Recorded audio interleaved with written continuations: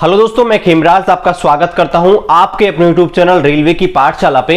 दोस्तों, कई बार क्या होता है कि जब आप एग्जाम हॉल में जाते हो ना, तो वहां पर आप होपलेस हो जाते हो और एग्जाम हॉल में आपको टाइम का पता नहीं लगता है। और इस वजह से आपने ये चीज बहुत बार नोटिस करी होगी कि एग्जाम में जब आप पेपर देने जाते हो ना, तो चाहकर भी आपसे बहुत सारे प्रश्न आते हुए भी आपसे गलत हो जाते हैं। या तो आपसे प्रश्न गलत हो जाते हैं या फिर टाइम नहीं होने की वजह से वो क्वेश्चंस आपसे मिस हो जाते हैं। एक मेरे को फेसबुक पर मैसेज आया है, आप में से ही किसी दोस्त ने भेजा है ना। इसको पहले तो मैं आपको पढ़ के सुना देता हूं। ये मैसेज इन्होंने मेरे को फेसबुक पे भेजा है कल शाम 3 बजे। देखिए, इन्होंने बोला है, एक्चुअली सर मैं 1 साल से एनटीपीसी और ग्रुप डी का प्रिपरेशन कर रहा था और मैंने अपनी प्रिपरेशन बहुत अच्छे से कर ली थी। बताना चाहूंगा कि टेक्स्ट बुक में जब ये टेस्ट देते थे तो 65 से 70 मार्क्स इनके इजीली आ जाते थे, ठीक है। लेकिन इनका जो अभी एग्जाम हुआ है ना, लेकिन मेरा जो सपना था वो सपना चकनाचूर हो गया है, क्योंकि 27 मार्च को इन्होंने जो एग्जाम दिया है उसमें केवल 52 क्वेश्चन से कर पाए हैं और इनकी 84 मिनट थे वो इसी क्वेश्चंस में आपके क्या हो गए, लग गए।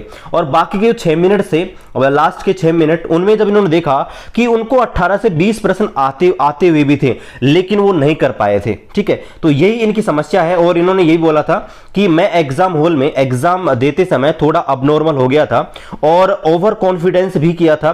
कुछ ऐसा ही हुआ, घर आकर बहुत रोया मैं चुपके और इन्होंने बोला है कि इसके बारे में कोई सॉल्यूशन बताइए ताकि मेरा जो माइंडसेट है वो सही हो जाए और ग्रुप डी की जो एग्जामिनेशन है उनके लिए इनको थोड़ा मोटिवेशन मिल जाए। ग्रुप डी एग्जाम इन्होंने दिल्ली बोर्ड से भरी है। अब दोस्तों, मैं आपको बताता हूं कि आप एग्जाम हॉल में क्या कर सकते हो। दोस्तों, एग्जाम हॉल में आपको पहली बात तो ये चीज ध्यान रखनी है कि एग्जाम हॉल में जाते हो ना, तो वहां पर माइंड ज्यादा सोचना नहीं है कि क्वेश्चंस अपने अपन से बनेंगे नहीं बनेंगे, मेरा सिलेक्शन होगा या नहीं होगा। आपको ये चीजें बिल्कुल ही नहीं सोचनी है। आपको बस ये चीज सोचनी है कि मुझे ये जो पेपर है इसे करना है पूरी मेहनत के साथ। जो प्रश्न मेरे को आते हैं पूरी मेहनत से करने हैं। रिजल्ट जो है वो बाद में डिसाइड होगा, बस आप सिर्फ उस पेपर जो है उस पर अपना फोकस लगा दीजिए पूरा।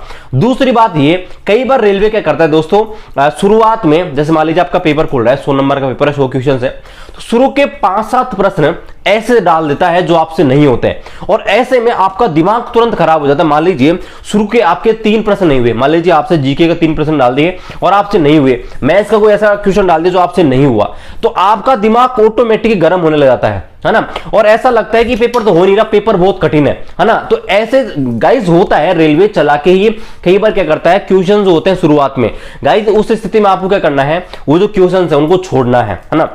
क्योंकि उन क्वेश्चंस में अगर आप उलझे रहेंगे, पहली बात तो आपका टाइम खराब होगा और दूसरी बात आपका दिमाग। देखो, टाइम जो खराब है ना, टाइम खराब होना और दिमाग खराब होना दोनों ही आपकी बुरी बातें हैं। अगर टाइम आपके पास बचा रहेगा, आप हो सकता है उन क्वेश्चंस को दोबारा अटेम्प्ट करो, और अगर टाइम बचा रहेगा हो सकता है कि जो क्वेश्चंस आपको आते हो उनको आप छोड़ दो, है ना। तो पहली बात, ऐसे जो प्रश्न होते हैं शुरुआत में उनको आपको छोड़ देना है, ज्यादा टाइम नहीं लगाना है।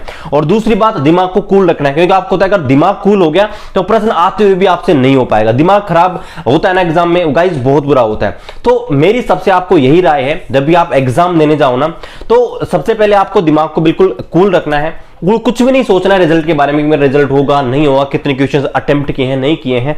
अपने जो क्वेश्चंस आपसे आ रहे हैं उनको आप प्रॉपर कर लीजिए और कुछ क्वेश्चंस का रिस्क ले सकते हो, 5-7 क्वेश्चन का, ज्यादा नहीं लेना। जो आपको लगता है कि हाँ ये हो सकता है ना, ज्यादा पॉसिबिलिटी वाले 5-7 क्वेश्चंस हैं उनका आप रिस्क ले सकते हो। और कई बार जो शुरुआत में 5-7 क्वेश्चन जो होते हैं ना, जो आपके थोड़े लेवल के रहते हैं, वो आपसे नहीं आ रहे ना, उनको आप छोड़ दीजिए।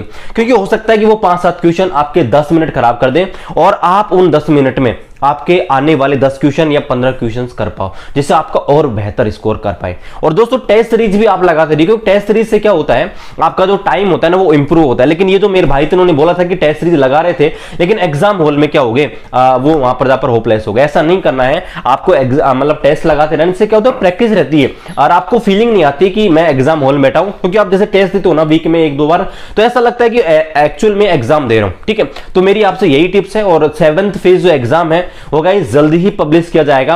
हो सकता है कि कल आपको इसके बारे में अपडेट मिल जाए, कल परसों तक, ठीक है। तो इसके लिए आप स्टूडेंट कीजिएगा, जल्दी आपके एनटीपीसी एग्जाम है खत्म हो जाएंगी, और ग्रुप डी एग्जामिनेशन है उसमें भी आप गाइस पढ़ते रहिए, बस यही है, अधिक से अधिक मेहनत करते रहिए, और ग्रुप डी एग्जाम में ज्यादा नहीं बचे हैं ना, जल्दी अपने एग्जामिनेशन यहां पर शुरू हो जाएंगे। तो जो भी चीजें बची हुई हैं उनको आप जल्दी से रिवाइज कर लीजिए, और स्पेशल जो प्रीवियस ईयर क्वेश्चंस है उनको आप करते रहिए, ठीक है। ऑल ऑफ द बेस्ट, मिलते हैं गाइस अगली वीडियो में, तब तक जय हिंद, वंदे मातरम। चैनल पर आप नए हैं, चैनल को जरूर सब्सक्राइब करके और बेल आइकन को ऑन कर दीजिएगा।